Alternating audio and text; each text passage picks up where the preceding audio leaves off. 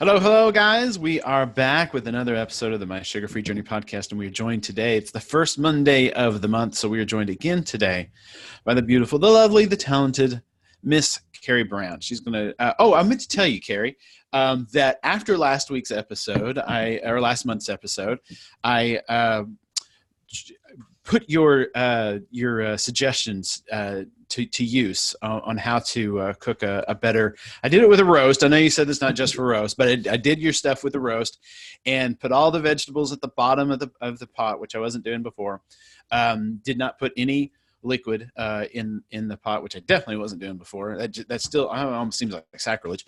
But put the pot on the roast on top of the instant pot. Cracked it all down, and it was beautiful. It was wonderful. Everything was cooked wonderfully well. It was soft, like the pot roast just kind of fall apart, and it's exactly what it did. And the vegetables were cooked well, and it was very tasty. So I appreciate your expertise last week. Yay! So I wasn't lying after all. No, not at all. Not at all. So today we're going to talk about everything about dairy, or at least most things about dairy, and I can't wait to get into this week's episode. So, Carrie, what do we need to know about dairy? Well, I think dairy. One of the things that when you're new to keto, it seems like we're like dairy hounds, that we're all about all the dairy, and so I thought it would be useful for people to know that not all dairy is good. We don't eat all the dairy. There are some dairy we eat in vast quantities, and there's some dairy we don't eat at all. And then for the folks, there's an increasing number of people who find dairy difficult. We're just going to touch on what the non-dairy folks can do, and why you may want to experiment with a non-dairy moment or month to see if that is actually a problem for you. Right. So dairy is not a cut and dried thing. So I thought it would be helpful for people to have some color, get some clarity on what they should include on keto from a dairy standpoint, and what would be best for them to avoid. Good deal. Because I did a month-long experiment with no dairy, and I didn't really see a whole lot of difference in the way that I felt or anything. It doesn't seem to inflame me, but I still don't eat a ton of it. Like my wife eats, what is it? She eats cheddar cheese, but it's like the extra sharp cheddar cheese, which if I'm going to eat cheddar cheese, that's what I eat. I like that. And if I'm going to eat cheese at all, it's going to be cheddar. So that's what I'm into. All right. Well, I don't know. I might change your mind about that by the end. Sounds good. Let's get some more information. And it may just be because I don't, my grocery store sells like 4 kinds of cheese, and there's just not a ton of choice. Right. So first off, if you're one of those people who is sensitive to dairy, and that is usually one of 2 reasons. It's either because you're intolerant to lactose, which is the sugar in dairy, or it is because you're intolerant to casein, which is one of the proteins in dairy. So those are the 2 things that if you're sensitive to lactose or casein, dairy is likely to be problematic for you. And I know a lot of people in keto are like, I can give up anything, but if I have to give up dairy, if I have to give up cheese or heavy cream, it's going to be really hard for me. And so I know that nobody wants to give up their dairy, but it might, if you are sensitive to it, you're not helping yourself by continuing to eat it. So it might, if you are struggling, if you're stalled, if you don't feel great on keto like you think you should, it might be worth doing what you did, Aaron, and like being completely dairy free for a month, and see if your weight changes. But also see if you feel any different, if you suddenly have, eczema disappear, or suddenly your joints aren't hurting anymore, or, if you notice any significant difference. And that's really the only way you can find out if dairy is problematic for you. Yeah, my right knee is my barometer. So anything that I eat that inflames me, I feel it in my right knee, and I feel it like immediately, like within 10 minutes of putting it in my mouth, my right knee starts hurting. So I have a pretty good feel of what inflames me and what doesn't. So, what the folks who it turns out are sensitive to cow dairy may want to try, and I would encourage you to check out goat dairy, so goat milk, goat cheese, or sheep's milk, sheep's cheese. You may find that if you can't do cow dairy, that you can do goat or sheep dairy if you can get it near you. And I think it's becoming more and more common because more and more people are finding that they're struggling with cow dairy. So don't think that life ends because cow dairy goes away for you. Goat's cheese is awesome, sheep's cheese, and you can get raw sheep milk, goat milk, all the things. So just don't panic if cow dairy's off the table. Don't panic completely. Okay. But we're really going to focus on cow dairy because that's the vast majority of what's available, and that's what people are used to eating. So what are we against in dairy? We're against anything dairy that has a lot of sugar in it. Okay. And that would include milk. So milk is actually, a lot of people think in their minds they have it that milk is a protein. And milk is not a protein, and it's also not a fat. Milk is actually a carbohydrate. And by that I mean the largest number of calories in milk come from carbs, therefore it's a carbohydrate. And that's how you figure out what a food is whatever gives you the largest amount of calories in 100 grams of a substance. That's what they predominantly are. So milk is a carb, and most people don't think about it like that. They think it's a protein. Right.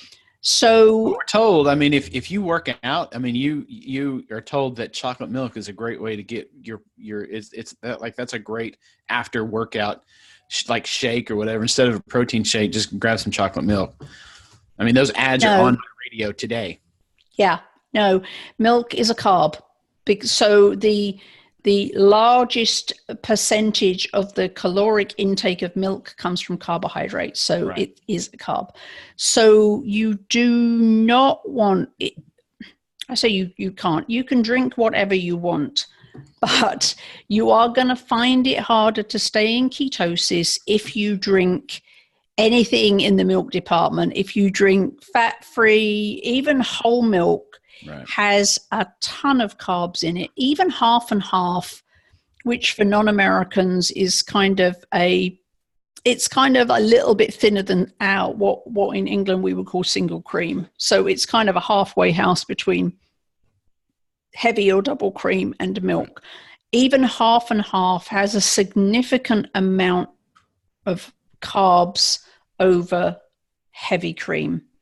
So if you really want to focus on staying in ketosis, no regular milk of any flavor at all. Not whole milk, not 2%, 4%, fat-free, none of it. Just don't drink cow's milk. Half and half in an emergency, because it does have about double the carbs of heavy cream. But if you're out and about, if you're at a coffee shop, more and more of them are stocking heavy cream, but if they don't, and half is an option, and you really need some in your coffee or whatever it is, then half and half. But even half and half is way carbier than heavy cream. And while we're on the subject, heavy cream is not carb free. Yeah. Heavy cream does have a small amount of carbs in. And while it may be listed as 0 on the side of the heavy cream carton, because the amount in it is lower per serving, then you are required to state it. Right. But don't go away thinking that it's actually 0 carbs, because it isn't. There are some. So, and then my point in saying that is that if you consume a lot of heavy cream, you are going to have to start thinking about the carbs that you're taking in if you're looking at staying under, the 20 grams of carbs a day. So heavy cream is not a free carb food. But for sure, half and half is a lot carbier than heavy cream. Definitely. So the against in the world of dairy are any form of milk and half unless it's an emergency. Hey guys, we are back. I just had to take a quick break. So please continue. So yogurt is the next thing. Okay. And this was, if you're gasping, because I said I was going to start with all the things that we were not good in the world of keto for dairy, yogurt actually straddles both sides of the fence. So a huge amount, 97% of yogurt in the yogurt aisle. And these days there's so much yogurt on the market that it pretty much takes up its entire aisle. About 97+% of it is stuff you should not be putting in your shopping basket or putting in your body if ketosis and health is your goal. Obviously, again, you can eat whatever you like, but if you want to navigate the chaos of the yogurt aisle and come out ahead in your keto journey, then you should know that probably 97% plus of what's in that aisle you do not want. A lot of the yogurts in the supermarket, you will find, if you stand and study those labels, you'll find that a lot of them actually have more sugar in them than regular ice cream. Yeah. So here we are, we've all been told, it's been hammered into us that yogurt is healthy, yogurt is healthy, yogurt is healthy, super healthy, eat yogurt, it's really good for you. But when you actually sit and look at what's in it, it's less healthy than regular ice cream, which, as we know, is not in any way healthy. So the yogurt department, you definitely need to read labels. And just as an aside here, this is kind of one of my pet peeves is there are things that we get told are healthy that start off healthy. And then, the big food manufacturers get a hold of it. They put sugar in it, they put grains in it, they put whatever it is into it. And the final product, turns out to be not healthy. We're seeing it in every space. We're seeing it in the keto space. I saw a Slim Fast keto bar the other day. And it was, unfortunately, the idea is that if you just get total carbs or, the net carbs down below a certain level, it's keto. But they do it by just adding sawdust and, basically cellulose to get the total carb count down. Or not the total carb, to get the net carb, number down underneath a certain thing. So just because you've been told all your life something's healthy, please read the labels and learn what you can and can't eat. Yep. So a good rule of thumb with yogurt is if it is not plain, if it's flavored, right? Any flavor, I guarantee you, if you turn it over, the sugar count is going to be way more than you want to consume. Definitely. So just the first thing is to just look for plain yogurt. All the flavors are going to mess you up. So look for the plain yogurt. But then even then, with the plain yogurts, there's no hard and fast rule, because if you start studying yogurt labels, even if you're looking at plain Greek yogurt, you will find the difference between the sugar in one product and the protein and the fat varies wildly. Definitely. From between what seems to be the same product, like, whole milk Greek yogurt, the different percentages of fat, protein, and sugars in the various brands is absolutely staggering. So with yogurt, you really need to do the work, even if you just do it once and then figure out what brand is the best in your locale or your grocery store, and then just stick with that. Right. So you really only have to do the detective work once, but really take time to do that. There's another little trick that I do, because when I really started studying yogurt for keto, as opposed to low carb, where I was before I had my bipolar diagnosis and I had to go hardcore keto, I discovered that in where I was, and at the time I was living in Seattle, and I did most of my grocery shopping at Trader Joe's. Probably 95% of my food came from Trader Joe's and the other 5% came from Safeway. I discovered that the lowest sugar yogurt, plain yogurt in Trader Joe's where I was actually the fat-free yogurt, fat-free Greek yogurt. Now, before you'll freak out, what I did was I would buy the fat-free Greek yogurt from Trader Joe's, and I would put some in a bowl, and then I would add heavy cream to that and stir it in. So I would basically buy the fat-free because it had the lowest carbs, the lowest sugars, and then I would add the fat back in by way of heavy cream. So if you find yourself in a similar situation where the lowest sugar yogurt is the fat-free yogurt, then you can do that. You can add the fat back in. What you can't do is take the sugar and carbs out of a pre-made product.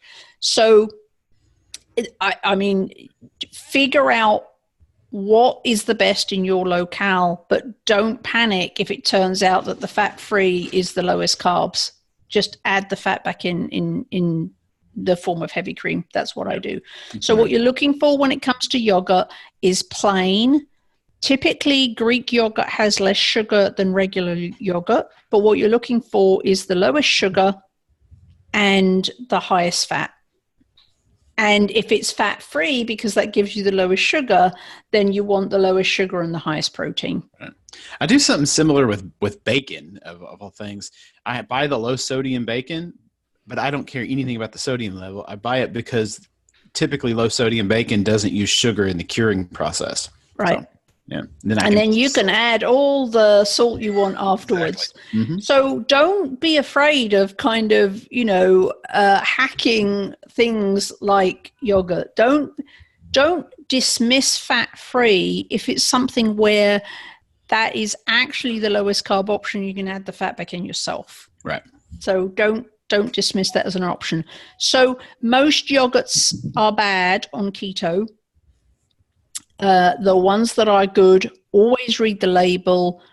Don't always buy full fat if that's not the best option. Right. And for those, I know there's a lot of people who would don't eat yogurt because of the tang, because they just find it that it's too yogurty. Yeah. A simple thing you can do to get rid of the tang, and especially if you like to add things to make your own flavored yogurt, but the tang kind of disrupts that because, sour and chocolate really kind of don't go together. Right. What you can do is add salt, because salt is magical. Oh, that's interesting. Salt will cancel out the tang or the bitterness of Greek yogurt. So just get some yogurt, little bit of salt, stir it up, taste it a little bit more. And if you just keep adding a little bit, at some point, the tang will disappear. That's interesting. So salt is magical, not just because we need it for, to keep our electrolytes in balance, but salt is a magical ingredient. It will take away bitter, and it will also remove the tang from yogurt. Okay. Just go a little bit at a time.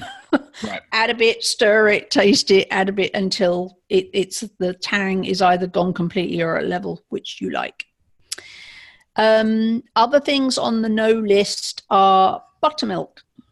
Oh, okay. Buttermilk is super carby, so stay away from buttermilk. I have used buttermilk one time in probably the last decade. I decided to marinate some whole chickens in buttermilk and salt. It just tasted like chicken, so I don't.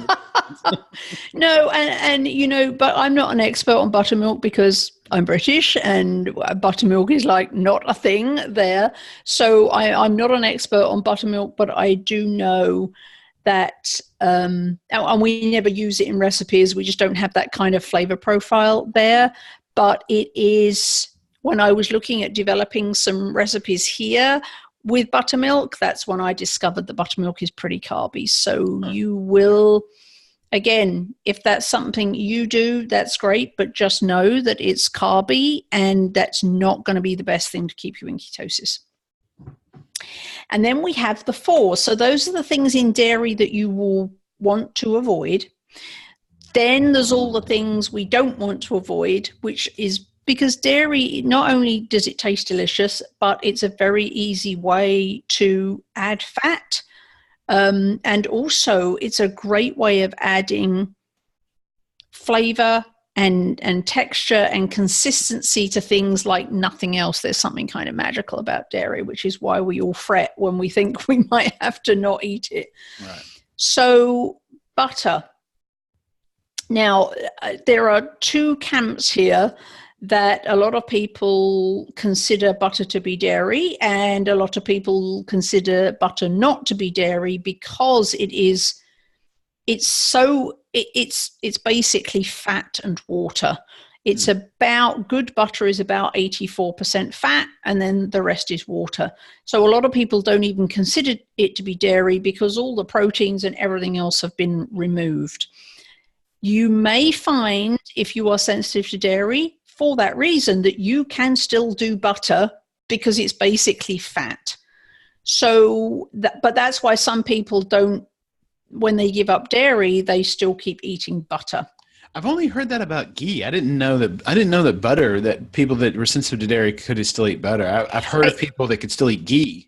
Right. And some people can eat butter and some can't. But I think it's worth doing that experiment to find out if you're sensitive to dairy. You may find that you're okay with butter because almost everything's been removed except the fat and the water. So that's just, I'm not saying for sure one way or the other. And as we're learning now that with most things, it's a case of we're all individuals and you need to see how it's going to affect you.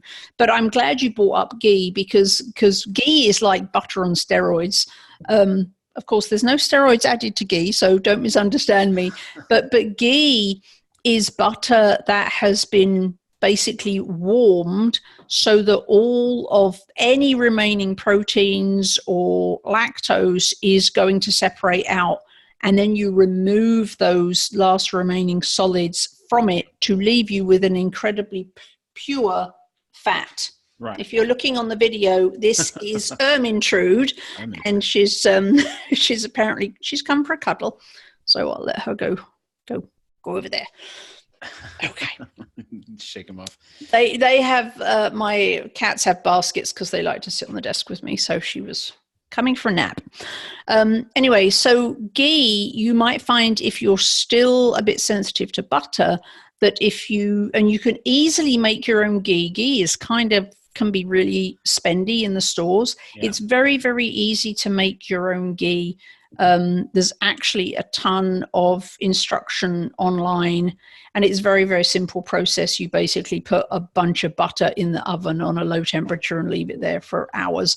The solids will separate out, and then you just strain off the foam and the solids to leave you with this very, very pure, basically 100% fat.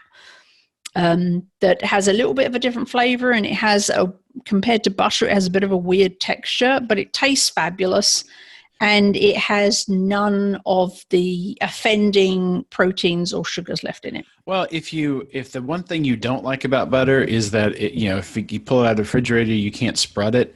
I love that ghee is spreadable. That's why I keep a jar of it in the house specifically in case I want to spread it on something. Yep. So, but you can also, if you have a ghee budget, there's lots of great ghees. Actually, my favorite ghee is a company called Keto Geek. They make ghee, and the first time I had a spoonful, it tastes like caramel. It is just amazing. The flavor's fabulous. So if you have a ghee budget or you don't have the time or inclination to make your own, it's very, very available to purchase. Most grocery stores now will have at least one brand of ghee available. And I've noticed, just in case anybody's in your grocery store looking for it, a lot of grocery stores don't, or some grocery stores won't put it with the butter. It's with the oils. So if you go look where the coconut oil is, a lot of times there's ghee over there as well. Yep. So ghee, butter. Obviously, we love.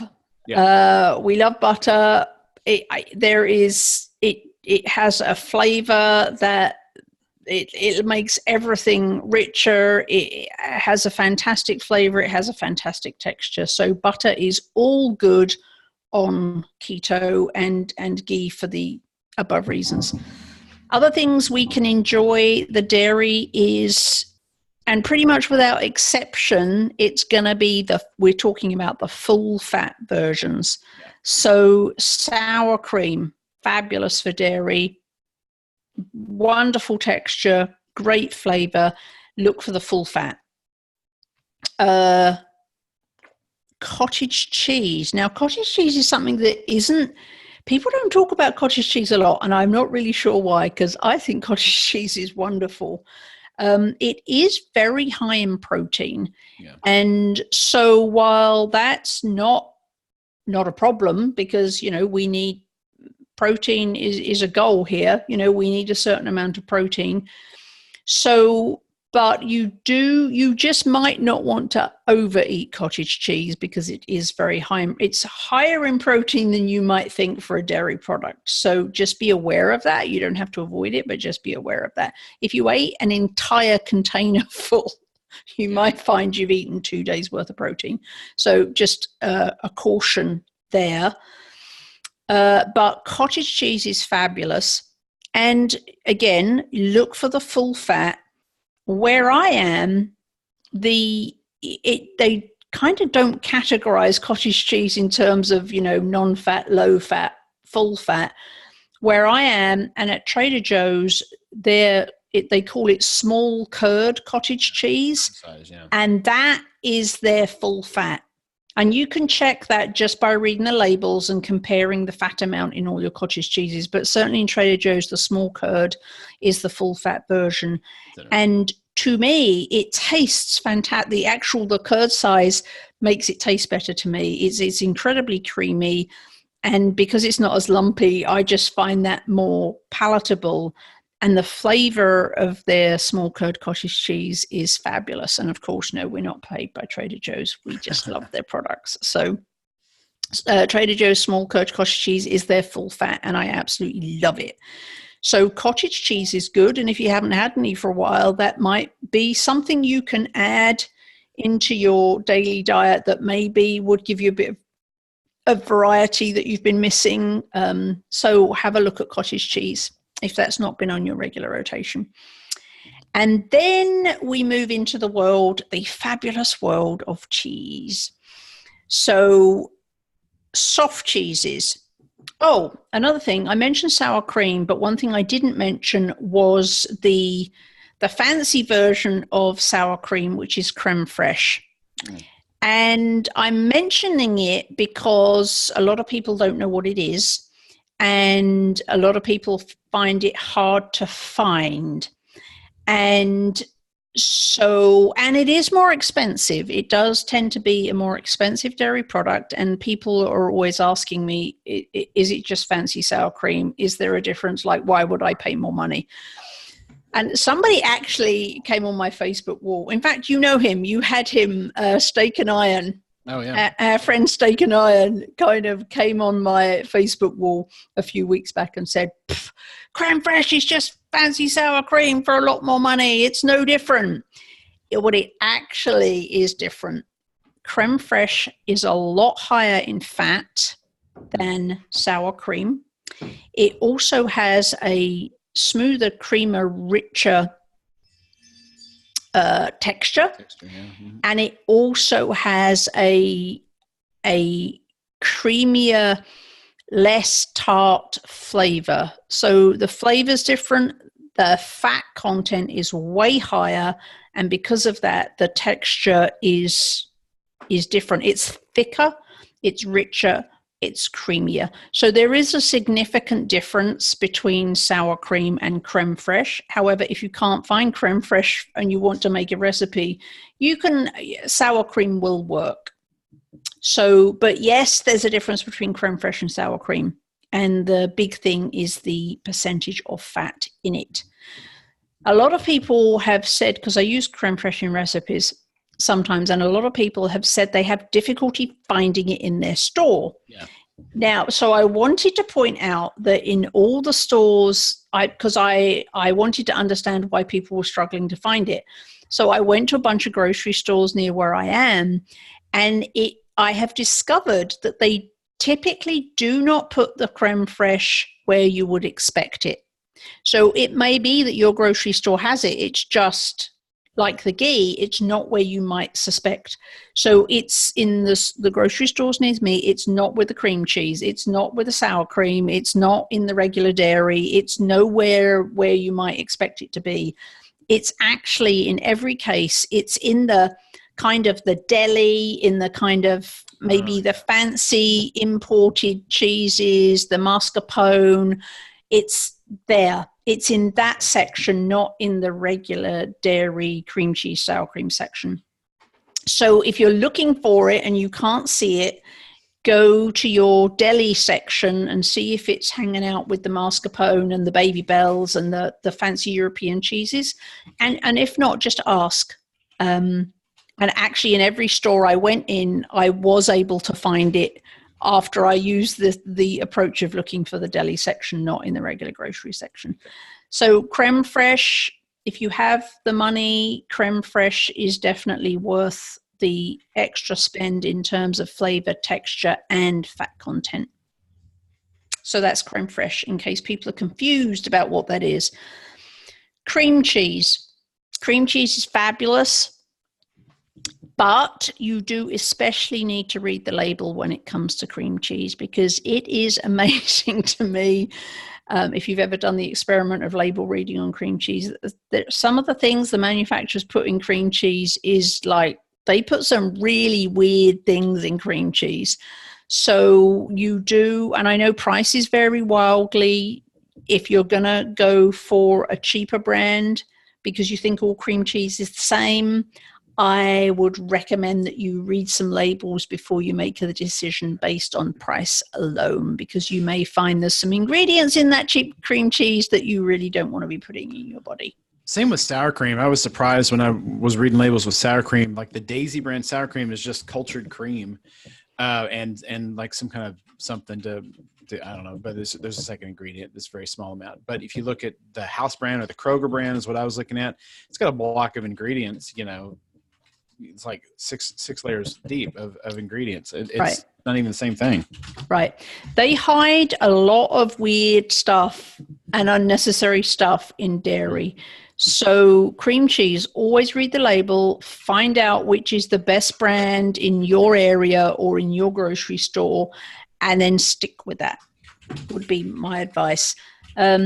Soft cheeses, I'm a big fan of soft cheeses. So one of my favorite soft cheeses, and you're going to have to go find some of this now, Aaron, and try it because you're a cheddar man. So Port Salut, which is P-O-R-T, second word S-A-L-U-T.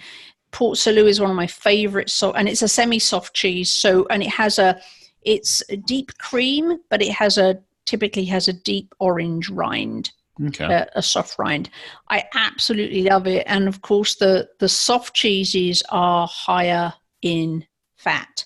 Mm. So, and also, but just different ways to change up your keto. If you're getting a bit bored, if you find you're just eating the same stuff all the time and you want to have a change, the cheese department could be your very, very, very best friend, because there's hundreds and hundreds of different cheeses that could just take your keto from ordinary to fabulous just by trying a new few cheeses. I love soft cheeses. Port Salut, as I said, is one of my favorites. And if you like the stinky cheeses, Brie is absolutely fabulous if you like that tang. Yeah. Brie, people often ask me, should they eat the rind with brie? You can eat it or not. It's entirely up to you. A lot of people like it. Right, because I always eat it. I'm like, I don't know if this is right. Yeah. No, you can totally eat the rind. It's part of the processing, but you can eat it or not. I don't care for the rind. Right. It tends to be very, very strong. So that's not for me, but a lot of people eat the rind and love it. Okay. But if you're talking about waxy rinds, like maybe Edam or the Baby Bell or the Port Salut, those aren't rinds. They're waxes that, no, you don't want to eat. But the rind on brie, you can totally eat. It's just mold. Okay. That's interesting. So eat the rind if it floats your taste buds. So soft cheeses I would really encourage you to take a trip into the soft cheese department and try some, and maybe you'll find something that you love. Mascarpone is fabulous. It's one of the highest fat cheeses on earth. It's crazy, like 90 whatever % fat. It's incredible. It tastes fantastic. The only thing you have to be careful of if you're cooking with mascarpone, if you stir it or beat it or try and whip it, it separates very, very, very easily. And once it's separated, I mean, it still tastes the same, but it doesn't look great, and you probably run into texture issues because it will not be creamy and silky. It will be a bit gritty. So just be careful with mascarpone not to over stir it, over beat it, or try and whip it, because you'll have problems with it. But absolutely fabulous cheese and super high fat. A little spoonful of mascarpone could be all you need to get your fat where you want it. And then, of course, there's all your other cheeses and your hard cheeses. I really don't understand where the no fat cheese came into existence, or the whatever, but we're always looking for full fat here. Mm-hmm. So if anything on a cheese label says low fat or half the fat of regular cheese or no fat, just run for the hills. Exactly. So full fat cheese on your hard cheeses. If you want European cheese and you don't want to get out a bank loan, then head to Trader Joe's. They have a huge range of European cheeses without the price tag. They also have things like triple cream brie. So the brie they have, which is imported from Europe, is higher fat than your typical brie. They have other triple fat cream cheeses as well. They're all escaping me as to what they are now, but they have a ton of wonderful European cheeses without the price tag. Some of my favorites hard cheeses are Sage Derby, which has sage in it. That's a deep orange, like a cheddary, but a bit softer than a cheddar.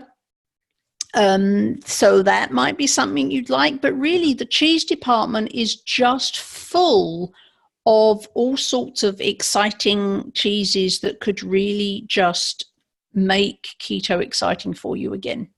Fantastic. And most deli sections, if you go to a grocery store, they will happily let you try a little piece of this and that. So it's not like you have to commit. Right. You can, one of my favorite things to do is to go to a cheese store or go to the deli section at a grocery store and just ask for a few samples of some of the cheeses, and then just buy the ones that you love the flavor of. So that's what I would recommend, is don't go buy a big block and then find you don't like it. Just go sampling at the deli counter and then find some cheeses that you love. And I mean, there's another one of my favorites is called Double Gloucester, and it's an English cheese, and it has herbs in it. And it makes such a difference. If you grate it on top of your omelette and grill it, it just makes such a difference to using plain cheddar. So you can really up your cooking game just by using some of the fabulous flavored cheeses that are out there. Caveat with when you're buying hard cheese, a lot of Americans buy pre-shredded cheese or pre-crumbled cheese. If you really want to up your keto game, you really need to buy block cheese and shred it yourself. And that is because the pre-shredded cheeses almost always have potato starches or cellulose or some kind of nefarious buffer to stop the cheese from sticking together to keep it free flowing. So don't imagine that shredded cheese is just cheese. It's not. I cut the shredded cheddars and stuff. I cut those out of out of a diet years ago, but I was listening to you somewhere, and you mentioned that that feta was another one that if it's crumbled, that probably has the same thing. I never even thought about it. I do buy feta from time to time, but it's always the pre-crumbled kind. Yep. So again, and you took the words right out of my mouth. Feta or cheeses like that, which come crumbled, don't buy them pre-crumbled, because if you flip that packet over and look at the ingredients, you'll see that there's something else in there that you probably don't want to eat. Yeah, I thought they just came crumbled. I mean, I thought that was. I don't think I've ever seen a block of feta. Yeah, so you can buy blocks of feta. It just might not be with the crumbled feta. It might be in the a little bit over with the block cheeses. But buy feta and just chop it. It literally will take you 10 seconds.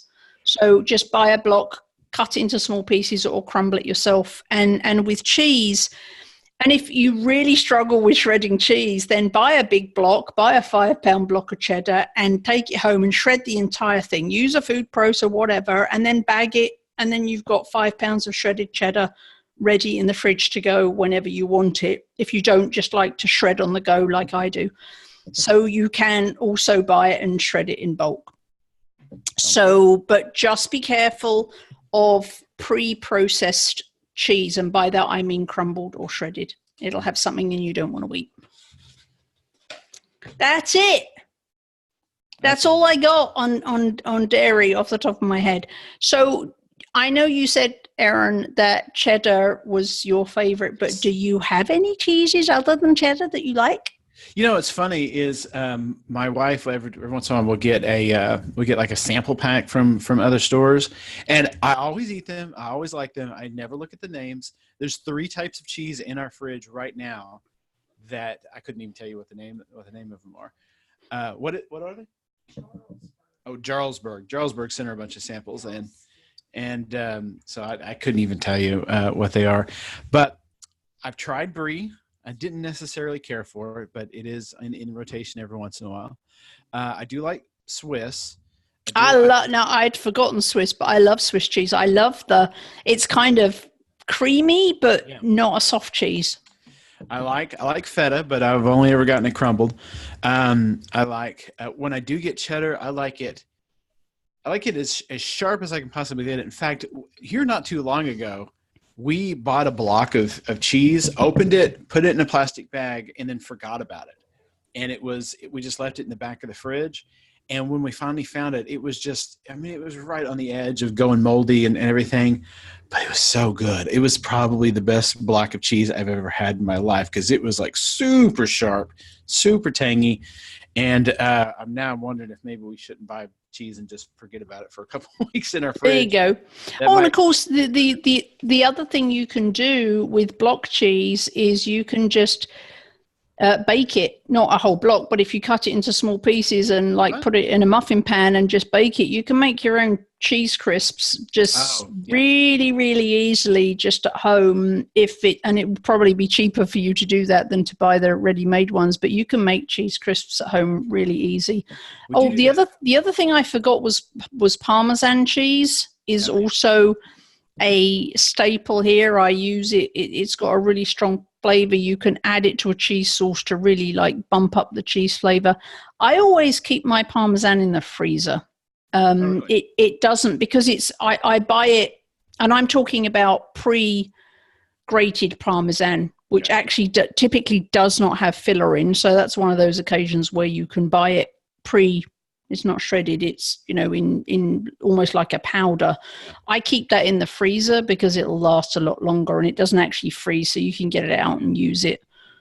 So Parmesan is also a good thing to add a bunch of flavor to dishes. So I'm interested, now that I've talked to you, I'm interested in trying some of these cheeses with herbs in it. The sage and the, I forget some of the other ones you mentioned. Double Gloucester I love that. Yeah. Okay. And also there's one that I've had, which is Havarti with dill. And that's also a big favorite of mine. So, since we're talking about dairy, do you have any, because I had a gentleman on the podcast, it's probably been 6 months ago now. What was his name? High fat, low inflammation. I forget his real name though. That was his, that was his deal. And he had a lot of information about dairy. you have any information about like why some people cannot tolerate American dairy, but they can tolerate dairy from Europe, from the A2 cows? Or what is that? Do you know? Do you have any information about that? It's, and I've read a lot about A1 and A2 cows because I'm just one of those people that just has weird sensitivities and, just odd. It's been so long since I've read it. I'm not sure I can talk that intelligently about it, other than there's something, and it's not about what they add. It's something to do with the breed of cow. Okay. So it's inherent to the breed of cow. I want to say Jersey cows are inherently A2. Okay. So if you're looking for A2 milk, you need to find a dairy that has Jersey cows or Guernsey cows. Now, Jersey and Guernsey are little islands off the south of England, if you're wondering what that's about. Mm-hmm. And they have their own cow breeds. I don't remember the specifics of the A2, A1 difference, okay. But as I say, it is inherent. So Holsteins, which is the cows that are normally used for dairy here, are not A2. So any milk that you get from a regular Holstein herd is not going to be A2 milk. It's to do with the cow. The other thing that I know a lot of people have very strongly held beliefs, but I've never had it because it's just not available in Texas, is raw milk. And it makes sense that if our ancestors did have dairy in their diet, it was raw. I mean, we just invented homogenization, 150 years ago or something like that. So it makes sense that raw milk would be healthier for you. Obviously, it doesn't stay good as long, and that's why it's so difficult to get.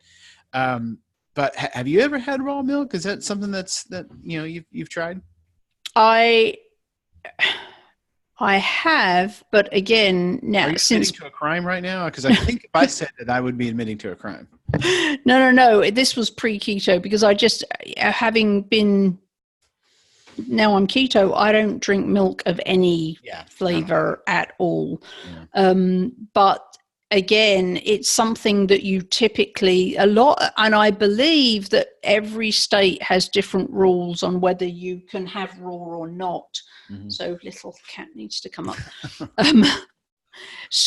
And in Washington state, where I was living for most of my time here in the States, it was difficult. It was very, very difficult to get raw milk, but I don't understand why. Right. Particularly, it really bothers me that if you look on the bottle of, or on a carton of regular milk, like it has like a 3-week shelf life. And I'm like, in my mind, there's something really wrong about any food stuff that can last for 3 weeks, because that's just not nature. There's, if there's something in there that's keeping that thing fresh, that's not something I want to eat. But as I say, I just, the whole milk debate is not a thing for me anymore because I just don't use that for keto reasons. Yeah, I'm pretty much in the same boat. I was just trying to think of the last time I had a glass of milk, and I can't think of it. I can't remember. Yeah. If we have a few more minutes, for the people who can't do dairy, there are dairy alternatives, and they're getting better at it because I think a lot of companies are now realizing that there's more and more people who are eschewing dairy. So Kite Hill, and again, I apologize for people outside the US or people in remote areas that don't have access to it, but Kite Hill do actually make a range of things now. And again, we're not affiliated with Kite Hill, but I have tried their cream cheese and it's fine. I mean, it doesn't taste like Philadelphia cream cheese, I got to tell you, but it's a fine substitute. They also do, and it's made with almonds. They also do yogurt, non-dairy yogurt, which is, I must admit, their yogurt, eating it plain, not the best experience. Okay. Adding things like maybe a few strawberries or some keto maple syrup or something, adding things to it, yes. Plain, not so much. But they do make yogurt. And I believe they also make a non-dairy sour cream. So if you're really missing those things or you want to go dairy-free, Kite Hill do have some products, cream cheese, yogurt, sour cream. What you do want to stay away from is, or we would recommend that you'd stay away from anything made with soy or tofu, right, especially the guys, because soy does all kinds of wacky things to your hormones. So it's very estrogenic. You don't really want to go there. So I would highly recommend avoiding all the tofu and soy, cheese, dairy alternatives. When it comes to nut milks, if you really enjoy milk as opposed to heavy cream, the nut milks you can use are hemp. If you've never tried hemp, it's becoming more available. It kind of has a caramelly undertone to it, so I really like hemp milk.